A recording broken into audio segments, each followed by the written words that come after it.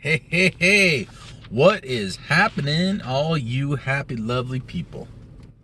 So, I know it's been a little while since I've posted, but that's okay. I've been working on some stuff.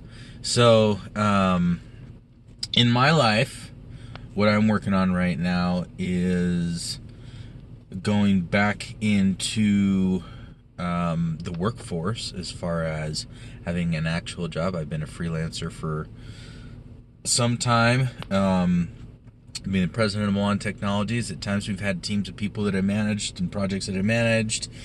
Budgets, timelines, all that fun stuff. As the head of technology, it all falls on you.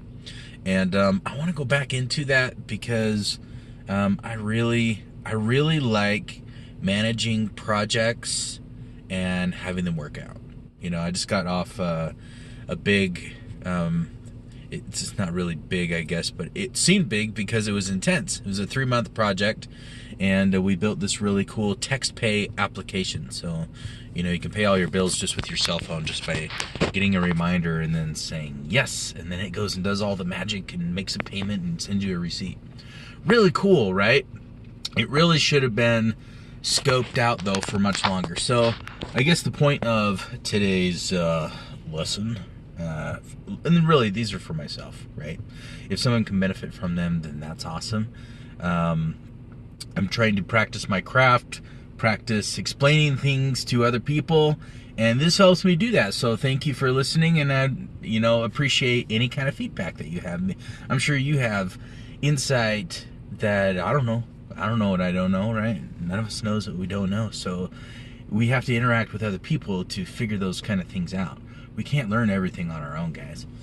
And that's actually been hard for me to accept because I've been self-taught most of my life. I went to college, for a little while, but then I got hired out of college and learned my own stuff my own way because I learned a different way than most people. Some people could pick up a book and learn things. Some people can watch video and learn things. I learn that way very well because it's audio and visual, and that's kind of, I learn by watching. I learn by perception of what's being taught and repetition, right? And some people have to learn by doing, and I guess I learned that way too. But the point is that I wanted to get back into one of the things I love, and I fought loving it for a long time. Just because, we have a lot of people in our lives that influence us in different ways. In my head, there's 1,000 things I want to accomplish in life. And I'm getting a little older, but I don't see that much as a barrier, but some things require me to be a little bit younger than 50 or 60 years old in order to do them, right? Or do they? Maybe that's a matter of perception. And so, going back into the workforce, as far as a high-level ranking position, like a director of IT, CIO, CTO, that's what I'm going for because that's what I'm really good at. I'm good at an overall scope of things. I'm good in the boardroom. I'm good, in brainstorming sessions of coming up with ideas and new ways of doing things and being innovative and using technology, guys. Everything is programming in life. Everything. Doesn't matter what it is. Everything is programming because you're a program. I'm a program. Everything in this world, this light's a program. The frequency that it comes from it. The only way it can shine on me is a program. It's programmed to do so, right? This camera, this computer that I'm holding has 1 billion programs in it that are running simultaneously to make this even possible. It's recording audio, it's seeing video, it's perceiving levels of light and depth, it's creating a 3D image of sorts on a 2D plane, right? All these things are technology. Everything is. All the ancient civilizations, the Mayans, the Egyptians, the Hindus, the Buddhists, all these old civilizations had technology. And we don't know the depths of their technology because it's decayed and gone away and it's been hidden, and some people know and they keep it to themselves. Rude. But because I want to know everything, right? I know there's a bunch of truth seekers out there that want to know stuff, and I think knowledge is free and should be free. Like the open source community and programming and development, love it on both sides. I am no longer of the opinion that there is only a LAMP stack and there's only a Microsoft stack. There's open source everywhere, guys. I considered the LAMP stack the light side, right? It's if you look at Star Wars and you have the rebel forces and everything is free and open. That's sort of what the synopsis of the mission statement of that side. It's the light side, the rebel forces, and I keep looking to see if the dudes from basketball are showing up, but because that's what I do, man. I go to basketball, I have these thoughts, I want to say them, so I practice it while I'm sitting here waiting in the parking lot. See, there's the church right there. We played in a church located here in Lehigh, Utah, and I don't know, maybe not for very much longer because I might be going to St. George here soon to work for an awesome company. I'm not going to say the names, but it'll. Anyways, I got off a little track. Okay, light side and dark side, right? And why does there have to be a light side and a dark side? Why can't it all just be the same? Why can't it be a matter of preference, or a matter of what's right for the project? Because that's kind of my thing. I went and did a networking thing last week, and I marketed myself as the profiler.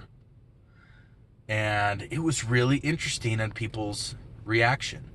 So what a profiler is a company could hire me to go in and evaluate all of their IT. That means their computer systems, their network systems, their databases, their programming, their programmers, their management teams, how everything's put together, everything on the web. All that stuff is all stuff I have massive amounts of experience in.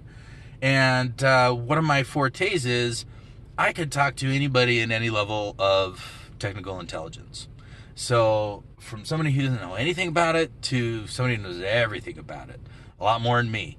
And I can work with each one of those levels and convey whatever needs to be conveyed and understand from them whatever needs to be understood and conveyed to other people. So I think that's a valuable thing, and I tend to get along with everybody. There's only one group of people that I don't get along with, and those are the people that are stuck in traditional mindsets that, can't see past their own ego or past their own experience and to realize that there's a bigger world out there, and we need to, be able to entertain other ideas and other ways of doing things instead of the way we've done things forever and ever. The project that I just got off of had that same thing, where there's a guy there, he's been doing the same thing for 40 years, and he's locked himself into a paradigm that doesn't work with the rest of current technology. He's locked into this way of thinking that this is the way it's got to be, maybe because he got hacked once upon a time, and he's got some pain there, so he tries to, stick to this one thing because in his mind it just works, right? When every other developer that I know looks at it going, what? Why are you doing that? It's like back in the day, I was hired to create a call center suite. So a call center hired me to build, integrate all of their technologies into one web-based application. I did an awesome job of that. It took me 6 months to integrate everything and build a web-based application. And they ran on it for like 10 years. And so obviously it worked really good. But in that process, at the end of it, they hired this guy who was not over technology, who shouldn't be over technology, but he was, I think he was the operations officer. And he came in and he said he wanted to, so we'd taken them out of the dark ages. They were out of Excel and into web-based dynamic database, saving content and awesomeness. It was great. because they had this problem. They would pass these Excel forms back and forth, and people would overwrite their formulas, right? And then they keep passing them, and then all of a sudden you have dirty data, things aren't out right, and they have to go track it down and figure out what happened and redo everybody's work. It was ridiculous. But that's what I took them out of, right? And then they hired this guy to come in, and I found out he was there just to shake things up and see who would not comply, right? I don't care about compliance. It's about doing what's right for the project and right for the company, and what's right for the people doing the work, right? And so he wanted us to, after they do all their work online, to export it to an Excel file, make modifications, and then re-upload it, have it take that data, and then put it back in the system. It's like, what are you talking about, man? But he fought that. And the only reason why he did that was because he wanted to shake it up. He wanted to see who had bad attitudes and see who, would not comply. And, well, I was one of those. I didn't have a bad attitude about it, because I'm generally, I don't like conflict as far as, conflict is fine, but I don't like to argue about it. I don't mind having an adult discussion on stuff, but I don't like to argue. And this guy he was a regular a-hole, and anyways, so we butted heads on that one. And I was like, no, that's just going backwards. And I actually left that company because of his thoughts on technology, which this was like 2004, right? So 14 years ago. And things were just starting to get really fun and interesting. And web-based applications were really taking root in a lot of companies. I helped a lot of companies come out of the dark ages, right? And so I went in and started my own company and building applications. We did this big thing for a company up in Sandpoint, Idaho, and converted all their flat files, which are DBF files, over into a web-based system. And man, it was just amazing what happens when you give people new ideas and they see it and they allow you to do it and they see the end result, and it's awesome. And that's the thing, guys.